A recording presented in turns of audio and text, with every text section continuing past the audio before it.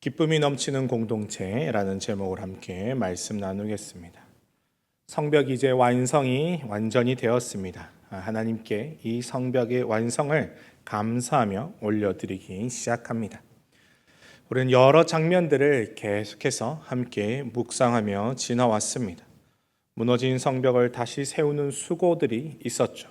그리고 외부의 방해와 내부의 갈등까지 이겨낸 사명자의 모습이 있었습니다. 또한 하나님이 기억하시는 여러 사람들의 이름이 이 안에 기록되어 있는 것을 우리는 보았습니다. 그리고 하나님께서 그 언약을 새롭게 하시는 것 또한 우리는 보았습니다. 그리고 각 사람을 각 제자리에 다 세우시고 그 모든 사람들이 예배자로 그리고 주어진 모든 곳곳에서 하나님의 사명을 향해 서 있는 모습 또한 우리는 마주했습니다.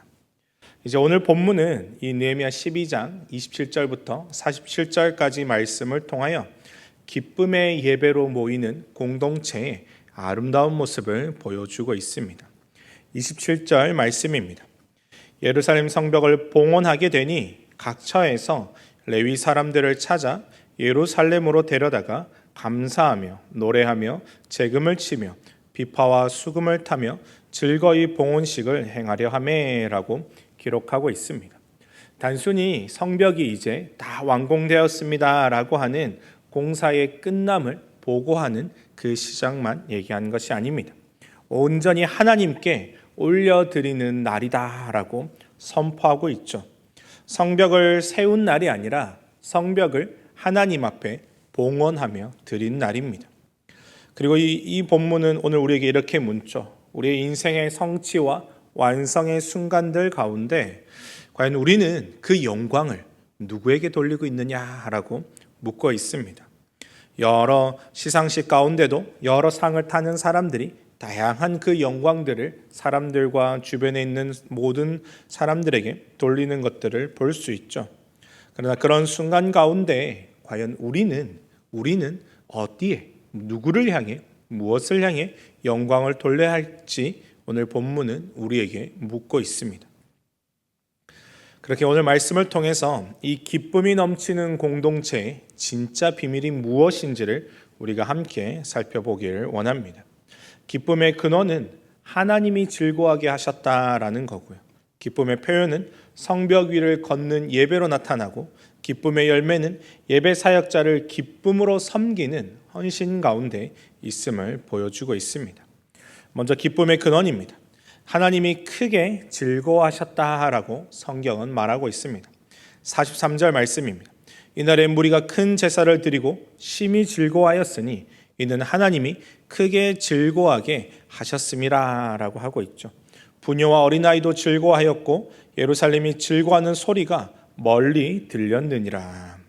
여기서 중요한 문장이 있습니다. 이는 하나님이 크게 즐거워하게 하셨음이라라고 하는 부분입니다. 바로 이것입니다. 그 기쁨의 근원이 성벽의 완성을 올려드리는 이 단계 가운데 성벽의 완성보다 앞서는 근원이 있습니다. 그 이유가 무엇입니까? 하나님이 즐거워하게 하셨다라는 거죠. 성벽이 세워진 것은 큰일입니다. 70년간의 포로 생활, 폐허가 된 도시, 그 가운데 수없이 내부적으로나 외부적으로나 여러 방해들을 이겨낸 결과물이 바로 이 성벽의 봉헌식이죠. 그런데 성경은 이 기쁨의 원인을 환경에서 찾고 있지 않습니다. 이 기쁨의 원인을 하나님께 두고 있습니다. 너희가 수고해서 기쁜 날이니? 아니죠. 하나님께서 우리에게 물으시는 거죠. 바로 내가 너희를 기쁘게 만들어준 날이다 라고 알려주고 계십니다. 우리는 흔히 이렇게 생각하죠. 일이 잘 되면 기쁘고 또 일이 잘 성취가 되면 기쁘게 여깁니다. 그리고 내가 목표한 것들이 이루어질 때 우리는 기쁨을 누리죠. 그런데 믿음의 눈으로 보면 그 기쁨 자체가 무엇인가 이루어진 것이 아니라 그 기쁨 자체가 은혜인 것을 보게 됩니다. 마음이 굳어지게 되면 감정이 점점 더 메말라지게 되면 어떠한 상황 가운데서도 기뻐하기 쉽지 않습니다. 작은 것에도 웃을 수 없고 감사가 없어지기 시작하죠. 그런데 은혜가 넘치기 시작하면 그 근원의 은혜를 온전함을 마주하기 시작하면 작은 것에도 웃음이 나기 시작하고 작은 것 하나에도 감사가 나오기 시작합니다. 오늘 말씀은 우리에게 이렇게 말하십니다. 오늘 너희가 이렇게 웃고 있을 수 있는 이유, 너희가 이렇게 기뻐할 수 있는 이유는 하나님이 너희를 즐거워하게 하셨기 때문이다 라고 말하고 있습니다. 내 마음의 기쁨과 감사가 일어나는 순간이 있다면 그건 이미 하나님이 나와 함께 하신다라는 증거입니다. 내 마음의 기쁨과 감사가 일어나는 순간이 반복적으로 일어나고 있다면 우리는 이미 은혜 받은 자로 살아가고 있음을 성경은 증거하고 있습니다. 바로 이것이죠. 우리가 이렇게 고백해야 합니다. 하나님, 일이 잘 되어서 감사합니다가 아니라 그것을 넘어서서 일이 잘 되든 쉽지 않든 그리고 내가 원한 결과가 나타나지 않더라도 이 모든 것을 하나님이 함께 하셨음을 감사할 수 있는 그 믿음의 고백이 중요합니다. 내 삶이 완벽하지 않아도 예배 자리에 나올 수 있음이 감사하고 내 모든 것들이 내가 원한 대로 이루어지지 않아도 하나님과 함께 걸어갈 수 있음이 감사할 수 있는 사람, 바로 그 사람이 바로 말씀 앞에서 감사와 소망을 가지고 살아가는 삶의 모습입니다. 왜냐하면 이 고백은 결국 하나님이 나라는 그 존재 자체를 즐거워하신다라는 것에 대한 믿음의 표현이죠. 우리에게도 이 표현이 필요합니다. 하나님이 나로 인하여 즐거워하신다라는 그 믿음의 고백이 우리에게 필요합니다. 그래서 스바냐 말씀처럼 잠잠히 우리를 사랑하시는 그 사랑을 누릴 수 있는 사람은 일상의 모든 것 가운데서 이 은혜를 맛보게 됩니다. 모든 것 가운데서 우리를 사랑하시고 우리를 붙드시고 우리를 역사하시고 우리를 인도하시는 그 은혜를 마주할 수 있게 됩니다. 바로 이 은혜이죠. 이 은혜를 향해 우리가 함께 걸어가길 소망하고 축복합니다. 이제 이 본격적으로 또 다시 앞절로 돌아가면 기쁨의 표현이 나오고 있습니다. 31절 말씀입니다. 이에 내가 유다의 방백들을 성벽 위에 오르게 하고 또 감사 찬송하는 자의 큰 무리를 둘로 나누어 성벽 위로 대오를 지어가게 하였는데 라고 기록하고 있습니다.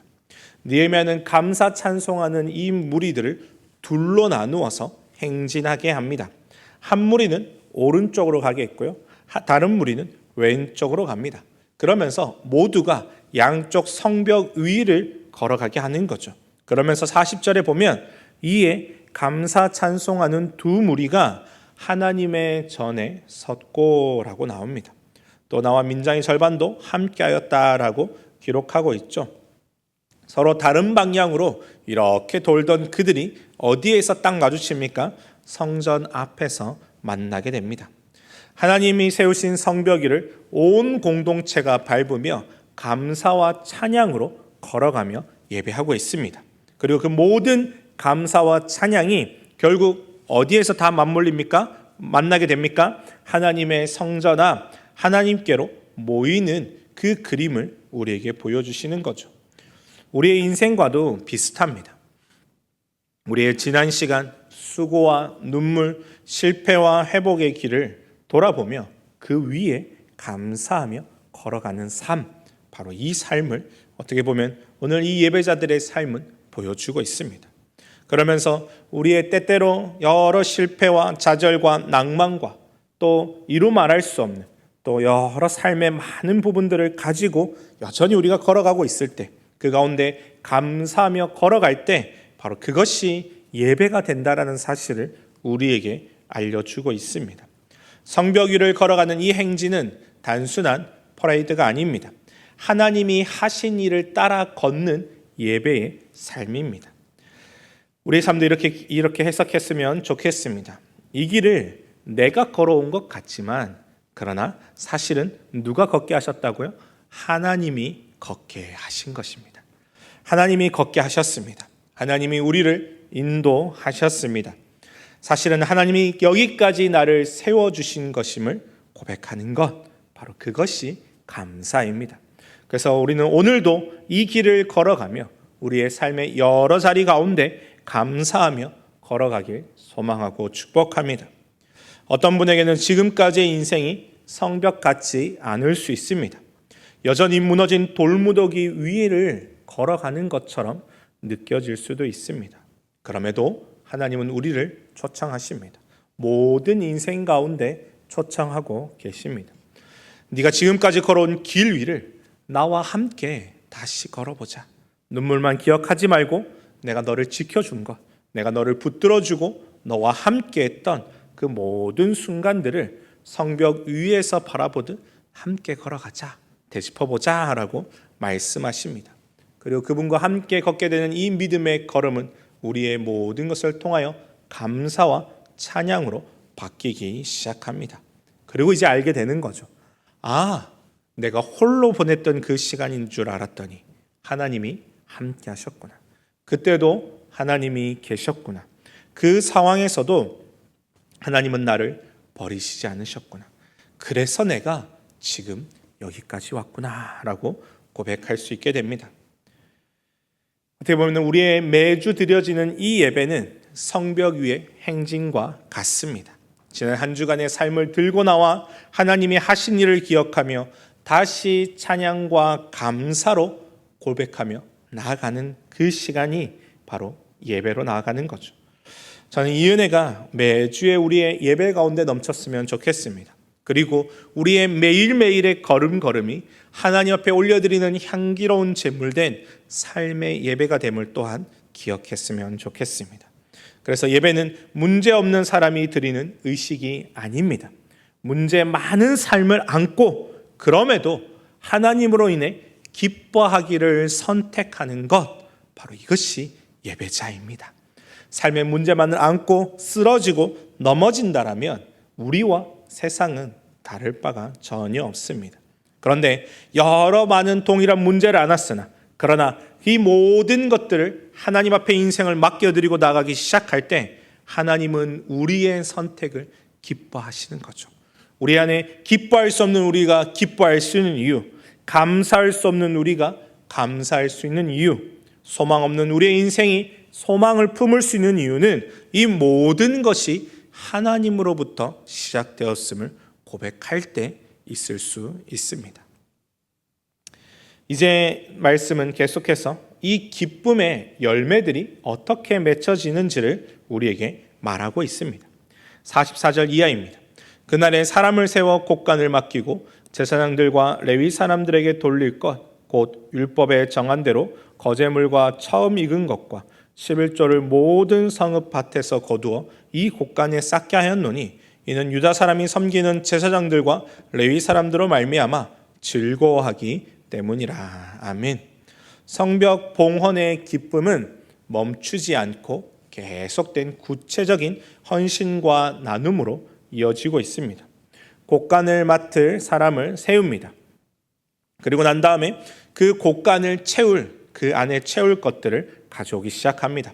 모든 성읍이죠. 예루살렘뿐만 아니라 이스라엘에게 주어진 모든 성읍 밭에서 처음 익은 것과 11조를 모아 성전에 쌓기 시작합니다.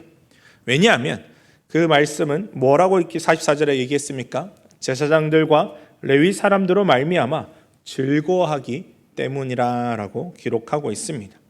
바로 이 제사장과 레위 사람들이 하나님을 섬기는 일이 기쁨이 되었다. 예배와 결례를 힘써 감당하는 그들이 하나님의 즐거움이 되었다라는 선포이죠.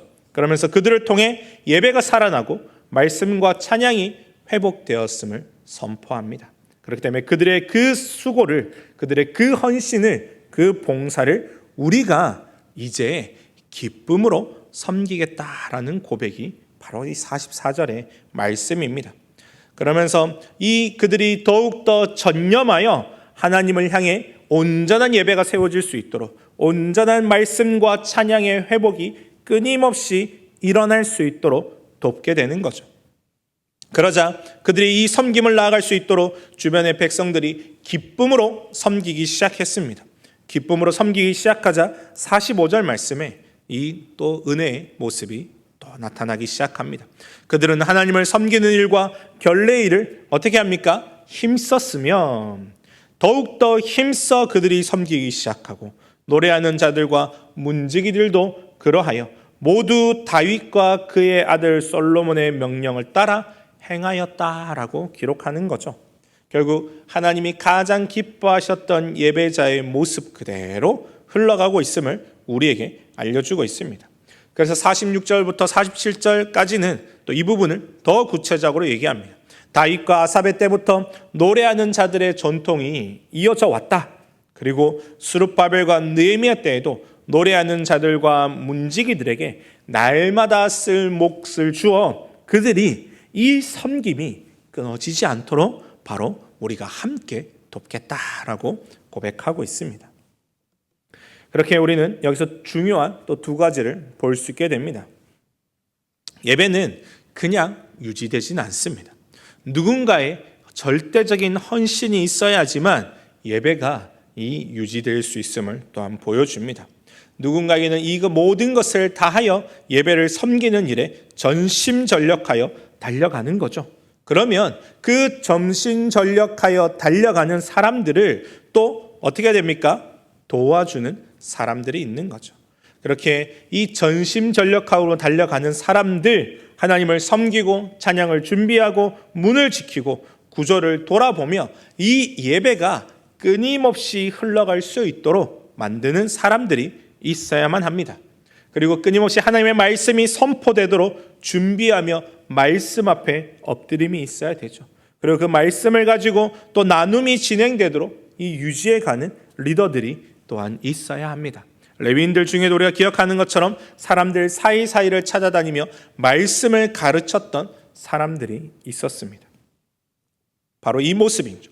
모두가 전심전력함으로 달려가는 것, 바로 그것이 예배가 끊임없이 이어질 수 있는 은혜의 모습입니다.